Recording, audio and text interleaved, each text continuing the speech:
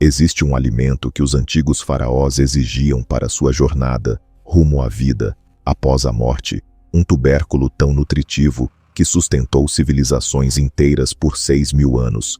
E hoje, departamentos agrícolas no mundo inteiro o classificam como uma das piores ervas daninhas da terra. Vendem herbicidas feitos sob medida para exterminá-lo. Publicam boletins técnicos chamando-o de ameaça. Criaram uma indústria inteira em torno da sua erradicação. As empresas químicas ganharam milhões, ensinando agricultores a envenená-lo até desaparecer. Essa planta produz mais calorias por acre do que a maioria das culturas cultivadas. Resiste às secas, que acabam com todo o resto. Cresce em condições onde trigo e milho morreriam. Não precisa de fertilizante, nem pesticidas, nem máquinas. E é justamente por isso que tiveram de destruí-la. Esta é a história do superalimento que chamamos de erva daninha. Bem-vindo ao tesouro natural.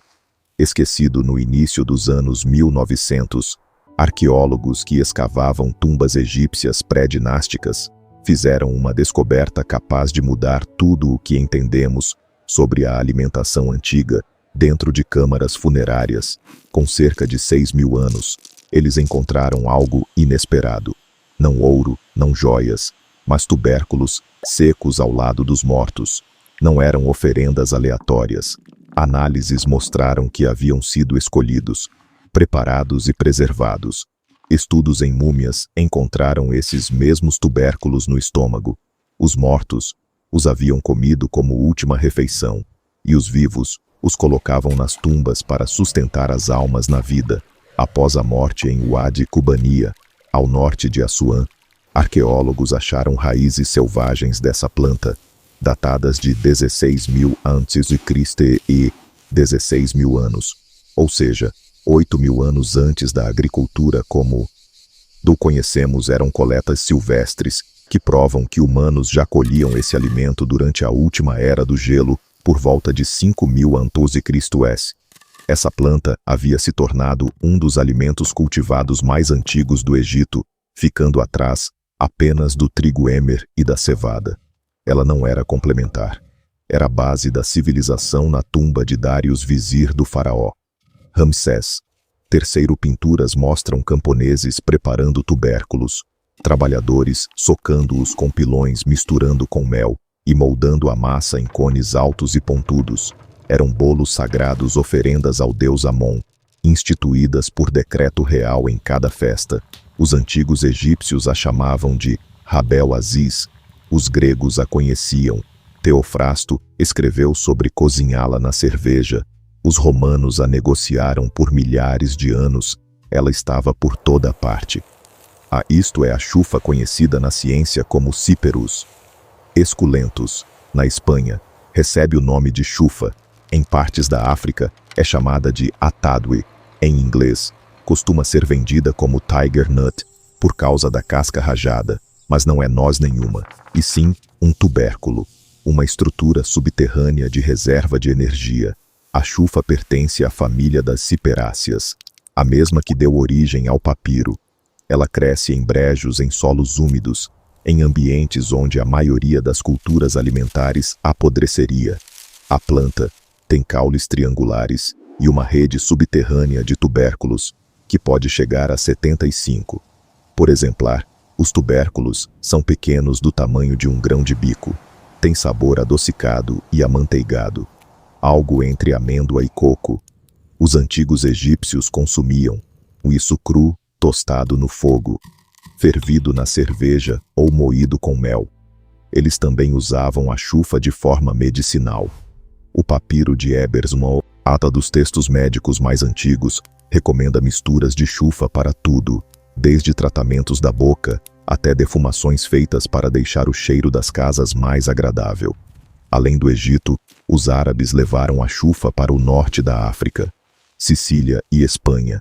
Em Valência, ela virou a base da horchata de chufa, uma bebida gelada, doce e parecida com leite, produzida ali desde o século XIII. Hoje, Valência ainda cultiva mais de 1.000 toneladas por ano, só para a horchata. Mas aqui está o ponto decisivo. A chufa não era apenas comida, era tecnologia de sobrevivência. Os tubérculos podem ser secos e guardados por tempo indefinido, sem geladeira e sem produtos químicos. Eles não exigem nenhum método de conservação. Além do ar, depois de secos duram anos, você pode reidratá-los, deixando de molho na água por algumas horas. Eles incham de novo, até o tamanho normal, prontos para comer ou plantar. Essa capacidade de armazenamento permitia que povos antigos colhessem chufa em novembro, secassem durante o inverno e garantissem segurança alimentar em tempos de seca, fome e cerco. E agora vamos falar do que existe dentro desses tubérculos, porque é aqui que a supressão se torna indefensável. A chufa tem até 10% de proteína, um nível comparável ao de muitos grãos. Mas ao contrário da maior parte das proteínas vegetais, a chufa oferece todos os aminoácidos essenciais. O teor de gordura é alto, composto principalmente por gorduras insaturadas, benéficas, como o ácido oleico, a mesma gordura presente no azeite de oliva. Pesquisadores inclusive já propuseram a chufa como cultura para biodiesel, porque o rendimento de óleo é muito elevado. A fração de carboidratos é formada sobretudo por amido resistente. Esse tipo de amido alimenta bactérias benéficas do intestino e não eleva a glicose no sangue, da forma como o amido comum faz. A chufa possui o dobro de amido da batata, mas com impacto glicêmico menor, você recebe energia duradoura sem a queda brusca. Depois, o teor de fibras é quase 4 vezes maior do que o de fontes tradicionais, favorecendo a saúde intestinal de um jeito que os egípcios já compreendiam intuitivamente há 3.000 anos. Ela também é rica em minerais, cálcio, magnésio, ferro e potássio. Naturalmente não contém glúten nem leite e tende a ser bem tolerada por pessoas com restrições. Você pode moer em farinha, bater em leite vegetal, torrar para petiscos ou comer crua. Então fica a pergunta que ninguém da indústria agrícola quer responder: se esse tubérculo é nutricionalmente superior à maioria das culturas plantadas, se vem sustentando civilizações há 16.000 anos, se não precisa de fertilizante e resiste à seca, por que não é um alimento básico? Por que plantamos trigo, milho e soja no lugar dele? A resposta é simples, brutal, e mostra com clareza quem decide o que chega ao nosso prato. A chufa não pode ser domada, e no instante em que saiu da Espanha para a agricultura comercial, declararam guerra contra ela, deram a ela o rótulo de erva daninha e acionaram todas as armas da agricultura industrial para varrê-la do mapa. A tiririca amarela, a forma silvestre da chufa, hoje é oficialmente classificada como uma das piores ervas daninhas agrícolas do mundo. Não, um incômodo pequeno. Uma das piores de todas. Serviços de extensão rural publicam boletins sobre ela. Universidades fazem pesquisas para destruí-la. Empresas químicas desenvolvem herbicidas especificamente para eliminá-la. O Departamento de Agricultura dos Estados Unidos publicou o Boletim Técnico número 1642, inteiramente dedicado à tiririca amarela, chamando-a de ameaça no cinturão do milho. O Departamento de Agricultura dos Estados Unidos destinou recursos federais para estudar como matar uma planta que alimentou faraós. Por quê? Porque a tiririca amarela se espalha por tubérculos subterrâneos que rebrotam mesmo depois da planta visível ser eliminada. Uma única planta pode produzir 75 tubérculos, e cada tubérculo pode sobreviver no solo por anos. Depois que se firma, é quase impossível acabar com ela. Essa capacidade de regeneração, essa resistência, essa recusa em morrer, é exatamente o que a tornou valiosa. Por 6.000 anos, é a sobrevivência aperfeiçoada. Mas para a agricultura industrial, que exige monoculturas de sementes, patenteadas, compradas todos os anos, a chufa é um pesadelo. Então criaram um arsenal químico para matá-la. Glifosato, halosulfuron, sulfentrazone, bentazona, uma farmacopeia inteira de venenos, desenvolvida especificamente para impedir a chufa de crescer. Artigos científicos registram essa batalha. Eles admitem que aplicações únicas muitas vezes falham. Recomendam tratamentos sequenciais, ano após ano, apenas para alcançar 90% de controle. Essa é a ameaça real. Não que a chufa concorra com as lavouras, mas que a chufa revela o quanto a agricultura industrial é frágil. Nossas commodities exigem condições perfeitas, insumos constantes, proteção química e uma infraestrutura gigantesca. A chufa não precisa de nada disso. Ela simplesmente cresce e produz alimento em abundância, sem pedir licença na Espanha. A produção varia de 3 a 6 toneladas por acre. Compare isso com o trigo, que gira em torno de 3 toneladas por acre. Mesmo com manejo químico intenso, até em solos ruins, a chufa silvestre entrega centenas de libras de alimento denso em nutrientes com zero insumo. E como os tubérculos podem ser guardados indefinidamente? Não existe desperdício, mas aqui está o que a agricultura industrial não consegue tolerar. Você não pode patentear a chufa. Ela é cultivada há 6.000 anos. Está em domínio público. Você não pode vender herbicidas para uma cultura que supera as ervas invasoras. Você não pode vender fertilizante para uma cultura que cresce em solo pobre. Você não pode vender máquinas caras para uma colheita tradicionalmente feita à mão. Você não pode criar dependência quando agricultores podem guardar seus próprios tubérculos e replantá-los para sempre. Todo o modelo econômico da agricultura industrial depende de lavouras que exigem insumos constantes. A chufa representa exatamente tudo o que esse modelo rejeita. Ela é livre, ela é resistente, ela se multiplica sozinha, e por isso precisou ser rotulada como erva daninha, demonizada e envenenada, de forma sistemática. Boletins de extensão alertam que a tiririca amarela se torna invasiva, sem admitir que invasiva muitas vezes significa eficiente, uma planta que prospera, sem ajuda.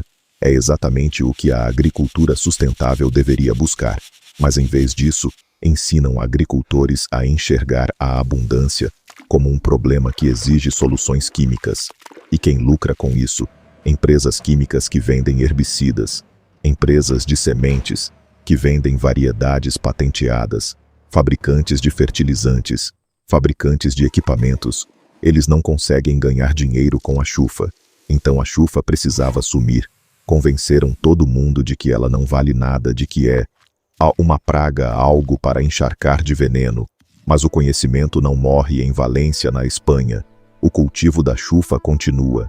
O Conselho Regulador protege a herança da horchata. Ela representa 700 anos de tradição contínua na África. O povo Hausa ainda cultiva a chufa como alimento e a comercializa em mercados da Nigéria e do Mali. Esse saber sobreviveu ao colonialismo, sobreviveu à Revolução Verde. Na última década, a chufa começou a aparecer em lojas de produtos naturais como Tiger Nuts. A comunidade paleo a redescobriu, a comunidade sem glúten. Também pesquisadores estudam a chufa para biodiesel, porque o teor de óleo é muito alto, chegando a 174 galões por acre. Outros investigam a farinha de chufa como alternativa sem glúten ao trigo. Mas repare no que não está acontecendo. Nenhuma grande universidade agrícola está promovendo a chufa como cultura básica. E nenhuma agência governamental está financiando pesquisas em larga escala sobre chufa para segurança alimentar. Eles ainda publicam boletins sobre como matá-la. A estrutura continua voltada para a supressão. A indústria dos herbicidas continua lucrando com sua destruição. A narrativa segue a mesma. Chufa é erva daninha, não comida, é praga, não recurso. Mas a planta continua viva. Apesar dos herbicidas, apesar da propaganda, apesar de ter sido classificada como uma das piores ervas daninhas da terra, a chufa continua crescendo, onde as condições permitem, continua produzindo tubérculos, continua oferecendo a mesma nutrição que sustentou a civilização egípcia, e o conhecimento continua vivo. Toda pessoa que descobre que a erva que andou envenenando, na verdade é um alimento vindo das tumbas dos faraós, se torna mais difícil de controlar todo agricultor que percebe que a chufa produz mais nutrição por acre do que o trigo representa lucro perdido para as empresas químicas. Todo quintal onde a chufa prospera sem insumos é prova de que a narrativa industrial é uma mentira. Classificaram a planta como erva daninha porque não podiam patenteá-la. Criaram herbicidas para destruí-la porque não conseguiam transformá-la em mercadoria. Convenceram todos de que ela não tinha valor, porque o valor dela ameaça o modelo econômico inteiro deles. Mas 16 mil anos de história humana contam outra coisa. A história é simples. Essa planta alimenta pessoas com abundância de forma sustentável, sem pedir permissão. E é por isso que querem que você esqueça que ela existe. Mas você não vai esquecer, porque agora você sabe. Os faraós sabiam, os departamentos de agricultura com certeza sabem. A chufa ainda está aqui, ainda cresce ainda, mas oferece 6 mil anos de nutrição a quem estiver disposto a se lembrar. Se este tesouro despertou algo em você, inscreva-se no Tesouro Natural Esquecido e ative o sino. Cada curtida e cada compartilhamento ajudam a manter viva essa sabedoria. O próximo tesouro será aberto em breve.